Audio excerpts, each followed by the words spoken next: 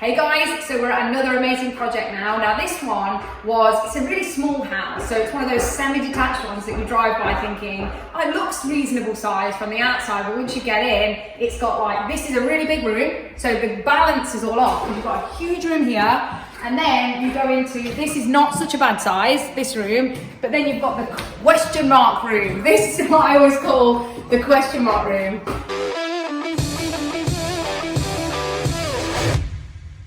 So these are pokey properties. Now just follow me downstairs. And what we've done with this one, this is going to be a passive income generator, but also we're going to get a flip profit. So again, two strategies in one deal. So this property is going to be a 6-bedroom HMO. Now when we first started, it was actually looking like a 5-bedroom because of the layout and because it's quite challenging on space. Upstairs, we're going to have one central bathroom that is going to be shared between the 3 units there. But we're going to have one bedroom in here. This one is going to be a really nice sized double with an ensuite in. So obviously this is completely self-contained of that aspect. But then also the centre of the property, we're going to knock through all of this. It's all going to be opened up to create a really good sized communal area, kitchen, diner, enough for all 6 bedrooms. Now how are we getting the 6? We couldn't go up into the loft because it's a really shallow roof, so it meant we would have had to put lots of dormer style extensions in here.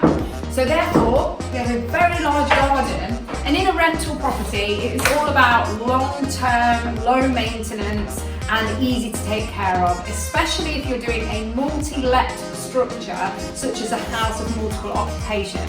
So we are going out the back, we're doing a very large extension, which is going to be 6 meters, to create 2 bedrooms out the back. So both are going to have their own individual en-suites, really maximising the square footage of this. So sometimes people always think, well, you know, it's going to cost me a lot of money to do extensions and loft conversions, is it worth it? In regards to multi-letting and houses of multiple occupation, each room in my mind, you're looking at a room being worth anywhere between 45,000, 65,000 per room based on your commercial valuations. So when you think of adding an extra 10, 15,000 to build an extension or do a loft conversion, it is 100% worth it, in my opinion, because you're always going to pull it out at the back end.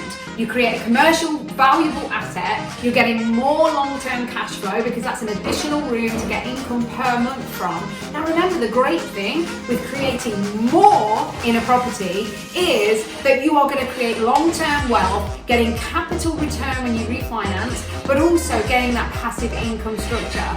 If when you have multi-letting rooms, you have maybe 1 or 2 rooms that are empty, you still have another 3 or 4 or more maybe rooms that are paying you an income, which means you are still making a profit. If you have a buy-to-let and it's only 1 let for that whole property and it's empty and it's not being let, you're then going to have to cover the bills for that month, which is why I like multiple strategies in one deal. So if you want to learn more about this, follow the page at Real Life Group on YouTube, Facebook, Instagram, LinkedIn. Just come to one of our amazing events. If you want more training, tips and strategies, then get yourself following, and lots more trainings coming every single day.